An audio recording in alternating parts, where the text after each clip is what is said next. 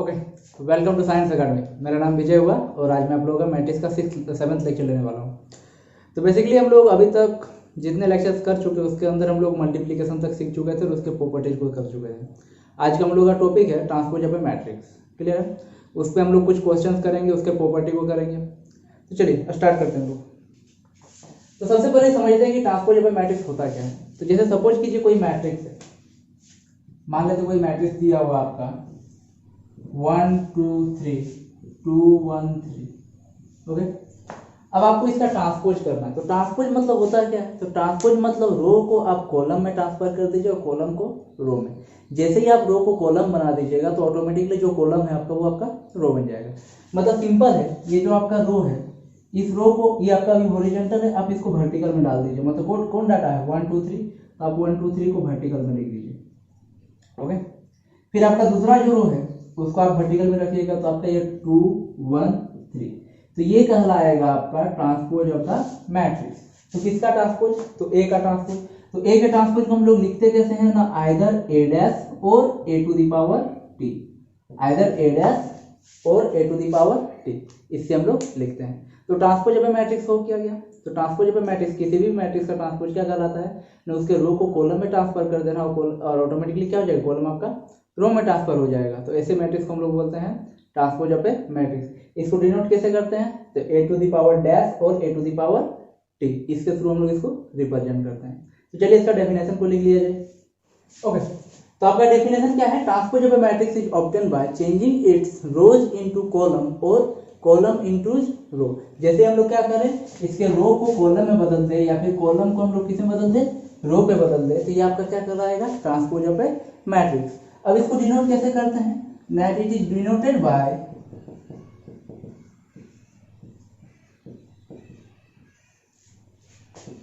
जैसे मान लेते ए मेरा मैट्रिक्स है, तो इसका ए डैश से और A to the power T से इसको डिनोट करते हैं। अच्छा, सपोज कीजिए कि कोई मैट्रिक्स है आपका m बाय n ऑर्डर का, m बाय n ऑर्डर का।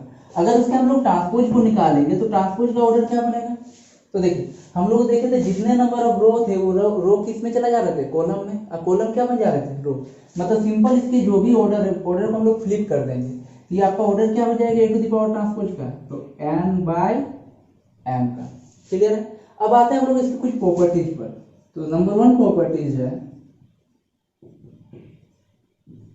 नंबर 1 कि कोई भी मैट्रिक्स को अगर ट्रांसपोज किया हुआ है और उस मैट्रिक्स को दोबारा से ट्रांसपोज करते हैं आप, तो आप रियल मैट्रिक्स पे आ जाते हैं। जैसे ए कोई मैट्रिक्स एक बार ट्रांसपोज किया गया, अगेन उसको दोबारा से ट्रांसपोज किया गया, तो आपका क्या हो जाएगा, रियल मैट्रिक्स में आ जाएगा। क्लियर है? अब आते हैं उसके दूसरे प्रॉपर्टी पर। जैसे मान लेते हैं दो मैट्रिक्स है जिसका हम लोग एडिशन कर रहे हैं, ए और बी। दो मैट्रिक्स है जिसका हम लोग क्या कर रहे हैं, एडिशन कर रहे हैं, और उसके बाद हम लोग ट्रांसपोज को अप्लाई करेंगे। तो इसका थ्योरम क्या बोलता है कि आप इसको सेपरेटली भी ट्रांसपोज करके ऐड कर सकते हैं। मतलब ए ट्रांसपोज अब प्लस बी ट्रांसपोज, ये आपका थ्योरम बता रहा है कि अगर दो मैट्रिक्स है जिसको ऐड करके ट्रांसपोज कीजिए या फिर ट्रांसपोज करने के बाद दोनों को ऐड कर दीजिए, आपका सेम आंसर रहेगा। सिमिलरली अगर नेगेटिव रहता तो नेगेटिव के लिए भी ये एप्लीकेबल होता। तो यहाँ पर अगर माइनस रहेगा तो क्या हो जाएगा, ए माइनस बी का transpose equal to A transpose minus B transpose, ये आपका सेकंड प्रॉपर्टी। अब आते हैं हम लोग इसके थर्ड प्रॉपर्टी पर। तो थर्ड प्रॉपर्टी क्या बोलता है? अभी हम लोग प्लस पे देख लिए, माइनस पे देख लिए, अब हम लोग मल्टीप्लाई पे देखते हैं। जैसे मान लेते हैं कि दो मैट्रिक्स है ए बी और उसका ट्रांसपोज किया जाए, दो मैट्रिक्स है ए बी प्रोडक्ट, उसका ट्रांसपोज किया जाए, तो थ्योरम क्या बोलता है, सिंपल इसका रिवर्स कर देते हैं हम लोग। सबसे पहले बी ट्रांसपोज होगा और इनटू ऑफ ए ट्रांसपोज, जिसको हम लोग रिवर्स लॉ से भी जानते हैं। और ये लॉ आपका दो जगह एप्लीकेबल है। अभी फिलहाल एक जगह इसको सीखिए, फिर आगे जाके मैट्रिक्स में ही हम लोग डिटरमिनेंट में को और एक जगह देखेंगे जिसको हम लोग रिवर्स लॉ से भी जानेंगे। क्लियर है? तो देखिए जो जब कभी भी दो मैट्रिक्स का मल्टीप्लाई करके ट्रांसपोज करेंगे तो उसमें क्या होता है, उसके जो भी ऑर्डर होते हैं, ऑर्डर में नहीं बोलेंगे, पोजीशंस जो भी होते हैं मैट्रिक्स के, वो क्या होते हैं, फ्लिप कर जाते हैं। जैसे ए की जगह पर बी आ जाएगा, बी की जगह पर ए आ जाएगा। अच्छा, ये सिर्फ दो ऑर्डर के लिए एप्लीकेबल नहीं है, ये हायर ऑर्डर के लिए भी एप्लीकेबल है। जैसे कि हम लोग एक और मैट्रिक्स मान लिया जाए कि ए बी सी डी, चार मैट्रिक्स है और उसका ट्रांसपोज करें, ए बी सी डी और उसका ट्रांसपोज करें, तो सिंपल हम लोग रिवर्स से चलेंगे। सबसे पहले क्या होगा, डी ट्रांसपोज, उसके बाद सी ट्रांसपोज, उसके बाद बी ट्रांसपोज, उसके बाद ए ट्रांसपोज। तो ये आपका प्रॉपर्टी हुआ, प्रॉपर्टी नंबर 3। अच्छा, अब आते हैं हम लोग प्रॉपर्टी नंबर 4 पर। तो प्रॉपर्टी नंबर 4 क्या बोलता है, जैसे कोई भी ऑर्डर का मैट्रिक्स है, जैसे मान लेते हैं कि m ऑर्डर का कोई मैट्रिक्स है, सॉरी कोई भी इंडेक्स का कोई मैट्रिक्स है, जैसे मान लेंगे a⁴m का कोई मैट्रिक्स है, अगर इसको ट्रांसपोज कीजिए, या फिर आप ऐसे भी कर सकते हैं कि कोई मैट्रिक्स को ट्रांसपोज करने के बाद आप उसका mth पावर निकालिए, आपका सेम रिजल्ट आएगा। तो बेसिकली आपके 4 प्रॉपर्टीज को देखने से सबसे पहला था कि किसी भी मैट्रिक्स को अगर ट्रांसपोज करें, अगर ट्रांसपोज के ऊपर दूसरा ट्रांसपोज किया जाए तो आपका रियल मैट्रिक्स आ जाएगा। ओके, दूसरा क्या है, तो दूसरा आपका आता है कि कभी भी कोई दो मैट्रिक्स के एडिशन पे या सब्ट्रैक्शन पर अगर ट्रांसपोज लगाया जाए तो उस पर सेपरेट पे भी ट्रांसपोज लगा के एडिशन या सब्ट्रैक्शन कर सकते हैं। तीसरा आते हैं हम लोग रिवर्स लॉ। रिवर्स लॉ क्या बोलता है, जब कभी भी दो या दो से अधिक मैट्रिक्स का मल्टीप्लिकेशन करके ट्रांसपोज करें, या फिर क्या करें रिवर्स ऑर्डर के साथ ट्रांसपोज करके मल्टीप्लाई करें, तो हम लोग का सेम रिजल्ट आएगा। अब आते हैं हम लोग फोर्थ प्रॉपर्टी कि जब कभी भी कोई मैट्रिक्स का mth पावर दिया हुआ है उस पर हम लोग ट्रांसपोज किया हुआ है, तो आप पहले ट्रांसपोज करके mth पावर निकालिएगा तो सेम रिजल्ट आएगा। ओके, तो इसके अलावा आप लोग को एक और प्रॉपर्टी आता है, प्रॉपर्टी है आपका, जैसे मान लेते कोई मैट्रिक्स है A, उसके साथ हमने k को मल्टीप्लाई कर दिया। ये कोई मैट्रिक्स है, उसके बाद हमने क्या किया, k को मल्टीप्लाई किया। मल्टीप्लाई करने के बाद उसका ट्रांसपोज करें, या फिर हम पहले ही मैट्रिक्स को ट्रांसपोज कर ले और उसके बाद k के साथ मल्टीप्लाई करें तो हम लोग का सेम रिजल्ट आएगा। तो इस तरह का प्रॉपर्टी, इस पे आप ऑलरेडी क्वेश्चंस कर चुके हैं मैट्रिक्स मल्टीप्लिकेशन पे। ये एज इट इज जैसे स्केलर क्वांटिटी का मल्टीप्लिकेशन था उसी तरह का है। यहाँ पर सिंपल हमने क्या किया, k को कॉमन आउट निकाल दिए। तो ये थे आपके प्रॉपर्टीज। अब आते हैं हम लोग एक्सरसाइज के क्वेश्चंस पर। तो एक्सरसाइज आपका है 5.4। चलिए इस क्वेश्चन एक्सरसाइज को निकालिएगा। ओके, तो आपके पास एक्सरसाइज 5.4 का क्वेश्चन नंबर 3। अभी हम लोग उसके पीछे का क्वेश्चन को भी कर लेंगे।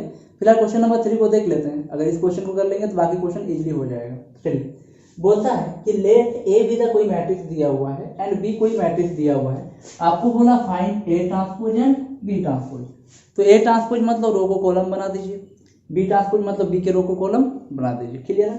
फिर आता है आपको वेरीफाई करना। वेरीफाई करना मतलब क्या होगा, LHS बराबर RHS प्रूव करना है। इसमें भी LHS बराबर RHS प्रूव करना है। तो सबसे पहले हम लोग ए ट्रांसपोज और बी ट्रांसपोज को निकालते हैं, फिर एक एक क्वेश्चन को लेंगे और सॉल्व करेंगे। तो चलिए पहले क्वेश्चन को नोट डाउन कीजिए जल्दी से।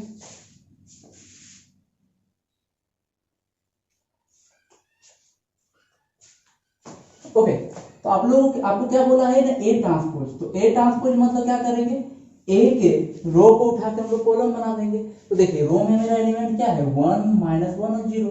इसको उठाकर हमने कॉलम बना दिया। ओके, अब इस रो को उठा के कॉलम बना देंगे तो 2 1 3। अब इस रो को उठा के कॉलम बना देंगे तो 1 2 3। This will be the A transpose. Clear है। सिमिलरली हम लोग को बी ट्रांसपोज निकालने बोला है, तो बी ट्रांसपोज बराबर क्या हो जाएगा, तो देखिए रो को उठाइए और कॉलम बना दीजिए। 1 2 3 जो रो पे था उसको हमने कहाँ डाल दिया, कॉलम पे। फिर दूसरा जो रो है 2 1 3 उसको भी हमने कॉलम पे डाल दिया। फिर तीसरा रो है 0 1 1 जिसको हमने कॉलम पे डाल दिया। अभी स्टार्टिंग में भी ऑर्डर 3/3 का था, तो ऑब्वियसली फ्लिप करेंगे ऑर्डर तो 3/3 ही होगा। वेरीफाई करना है a प्लस बी का whole transpose equal to a transpose plus b transpose. चलिए हम लोग LHS को लेके चलते हैं। तो सबसे पहले दिया हुआ है कि ब्रैकेट के अंदर दोनों मैट्रिक्स को ऐड करना है, तो दोनों मैट्रिक्स के वैल्यू बुला के यहाँ पर हम लोग ऐड कर देंगे। तो चलिए ब्रैकेट डाल दिए और ए मैट्रिक्स के वैल्यू कौन कौन से हैं, तो 1 -1 0 2 1 3 1 2 1। ओके, बी मैट्रिक्स के वैल्यू कौन कौन से हैं, 1 2 3 2 1 3 0 1 1। ओके, का ब्रैकेट का होल का ट्रांसपोज इज इक्वल टू, अभी क्या है ना, A transpose plus B transpose. चलिए A transpose plus B transpose, यहाँ देखिए ए ट्रांसपोज का वैल्यू लिख के रखे और बी ट्रांसपोज का, तो दोनों को लाके यहाँ पर ऐड करेंगे। तो ए ट्रांसपोज का वैल्यू है आपका 1 2 1 -1 1 2 0 3 1। और बी मैट्रिक्स का आपका बी ट्रांसपोज का 1 2 0 2 1 1 3 3 1।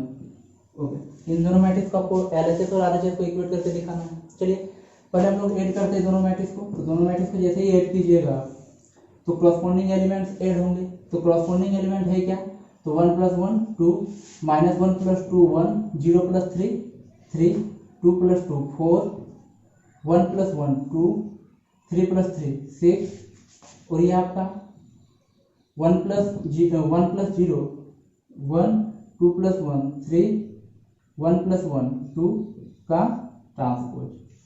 रिजल्ट का क्या करना है, ट्रांसपोज करना है। रिजल्ट इधर में हमको क्या आएगा, तो सिंपल इसी तरह से ऐड करेंगे तो 1 + 1 2, 2 + 2 4, 1 + 0 1, -1 + 2 1, 1 + 1 2, 2 + 1 3, 0 + 3 3, 3 + 3 6, और ये आपका 1 + 1 2। क्लियर। अब हम लोग क्या करेंगे, इसके ट्रांसपोज करेंगे। इसका ट्रांसपोज क्या आएगा, देखिए 2 1 3 जो आपका रो में है वो आपका कॉलम बन जाएगा। चलिए देख लेते हैं आपको दिख रहा है कि नहीं।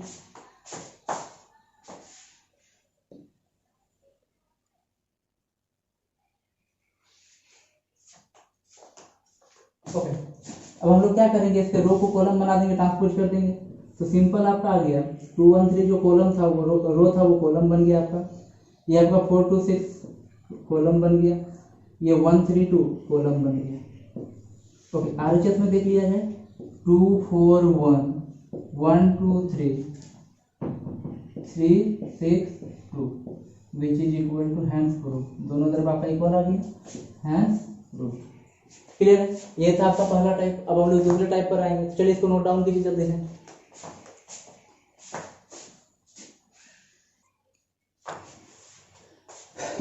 ओके, सेकंड नंबर में आपका है a + a × b का whole transpose equal to b transpose × a transpose. जो रिवर्स लॉ है उसको प्रूव करना है। तो चलिए हम लोग आते हैं सबसे पहले ब्रैकेट के अंदर, तो बोलता है दोनों को पहले मल्टीप्लाई कीजिए फिर ट्रांसपोज कीजिए। तो चलिए हम लोग लिख देते हैं पहले a और b की जगह पर लोकेशन करना चाहिए उसका वैल्यू। a का वैल्यू है आपका 1 -1 0 2 1 3 1 2 1।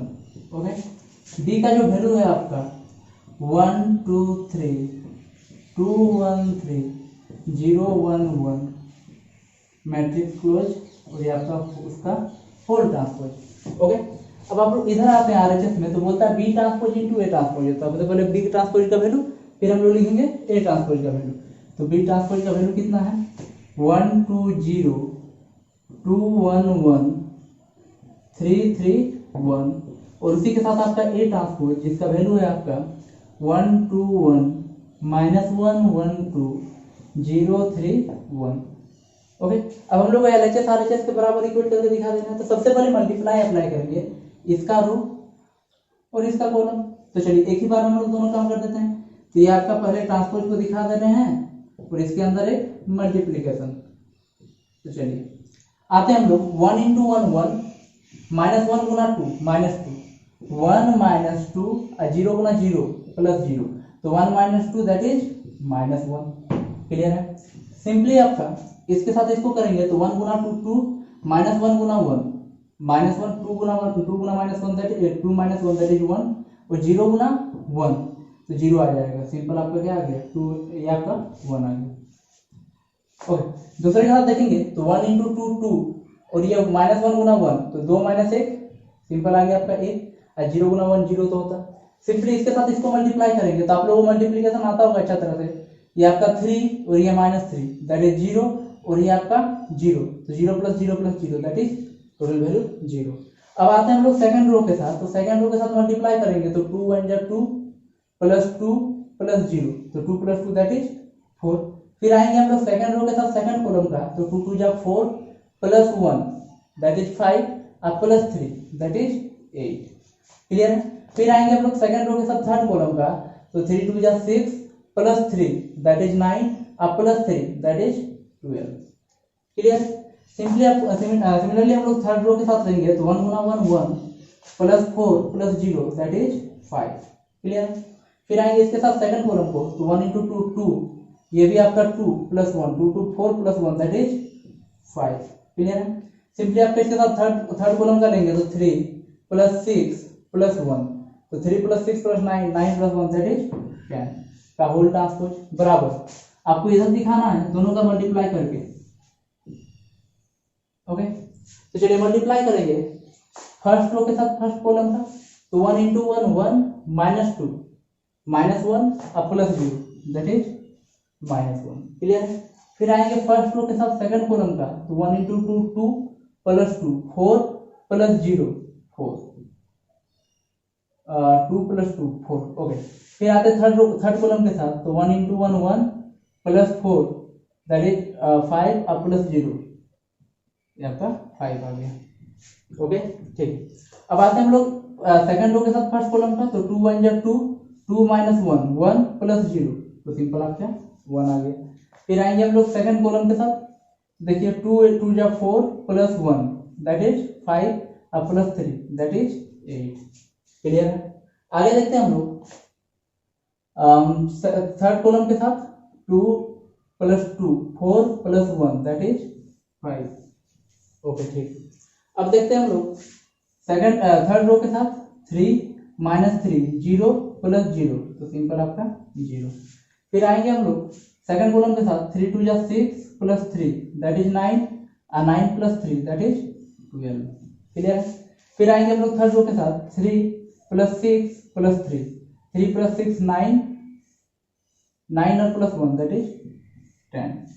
क्लियर है। अब इसका ट्रांसपोज करेंगे, चलिए यहां तक नोट डाउन कीजिएगा।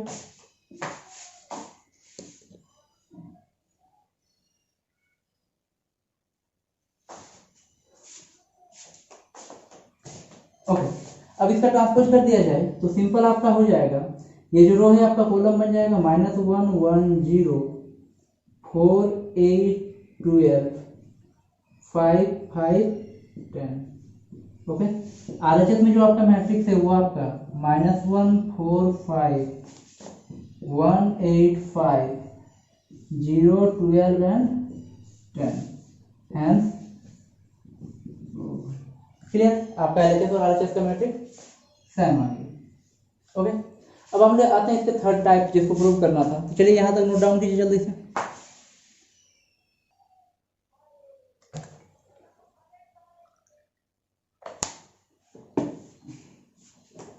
ओके तो आपको जो थर्ड चीज प्रूव करना है वो क्या है, आपको 2 से पहले ही को मल्टीप्लाई करना है, फिर उसका ट्रांसपोज दिखाना है। ये आपका एलएचएस का काम था। आरएचएस में क्या करना है, ए ट्रांसपोज कीजिए फिर उसको 2 से मल्टीप्लाई कीजिए और दोनों ही चीज को इक्वेट करके शो करा दीजिए। तो चलिए हम लोग स्टार्ट करते हैं 2 टाइम्स ऑफ ए। तो देखिए 2 से इसको मल्टीप्लाई करेंगे तो 2 -2 0 4 2 6 2 4 2 का होल ट्रांसपोज बराबर 2 times of A transpose 2 times of A transpose 1 2 1 -1 1 2 0 3 1। चलिए इसको पहले ट्रांसपोज कर देते हैं हम लोग इधर। जैसे हम लोग ट्रांसपोज करेंगे तो ये आपका आएगा 2 -2 0 4 2 6 2 4 2। ये आपका एलएचएस का मैट्रिक्स है।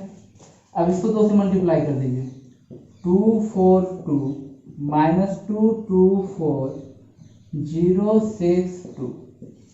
देख लीजिए सेम मैट्रिक्स आ गया आपका। तो सिंपल हम लोग हैंस प्रूव। ओके अब आप लोग काम कीजिए, चलिए अपना बुक को देखिए एक्सरसाइज 5.4 को। तो देखिए क्वेश्चन नंबर 1 जो है एज इट इज इसी तरह का है, जिसको अभी तक हम लोग जो क्वेश्चन किए आपका थर्ड ऑर्डर का था, लेकिन जो क्वेश्चन नंबर 1 है आपको सेकंड ऑर्डर का है, तो इस चीज को आप पिछली तरीका से कर सकते हैं, कोई बड़ी बात नहीं है। क्वेश्चन नंबर 2 जो है आपको सिर्फ एक प्रॉपर्टी को प्रूव करना है, ये भी बड़ी इजी तरीका से हो जाएगा। क्वेश्चन नंबर 4 भी हो जाएगा, क्वेश्चन नंबर 5 भी हो जाएगा, 6 भी हो जाएगा, 7 भी हो जाएगा। चलिए हम लोग स्टार्ट करते हैं क्वेश्चन नंबर 8 पे आते हैं डायरेक्ट। तो चलिए नोट डाउन कीजिएगा क्वेश्चन नंबर 8 को।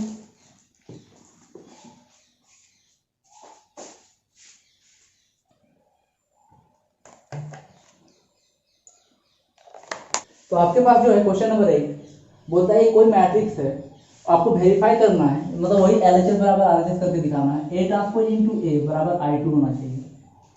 I2 बोले तो identity matrix of second kind, identity matrix of second order. तो चलिए हम लोग इसको सॉल्व करते हैं। तो सॉल्यूशन, तो हम लोग को क्या वेरीफाई करना है, A transpose into A is equal to I2। चलिए ए ट्रांसपोज निकाल लेते हैं। तो ए ट्रांसपोज क्या होता है, तो रो को कॉलम बना देना आपका, मतलब ये जो रो है आपको कॉलम बन जाएगा, तो कॉस अल्फा और ये आपका साइन अल्फा, और ये जो रो है आपको कॉलम बन जाएगा तो माइनस साइन अल्फा और ये आपका कॉस अल्फा। क्लियर है। अब सिमिलरली हमको ए को लिख के दिखाना है यहाँ पर, तो ये है आपका cos alpha sine alpha minus sine alpha